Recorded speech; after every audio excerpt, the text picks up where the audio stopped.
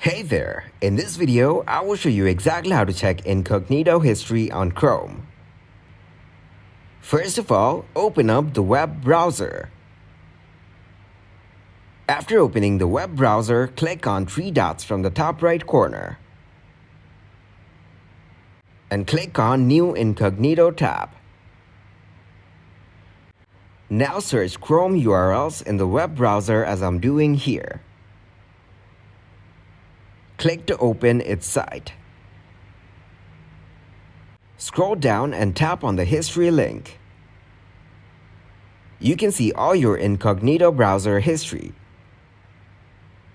Then go back and click on Net Internals. Now tap on DNS and click to clear host cache. Thank you very much for watching, and don't forget to like the video and subscribe to the channel.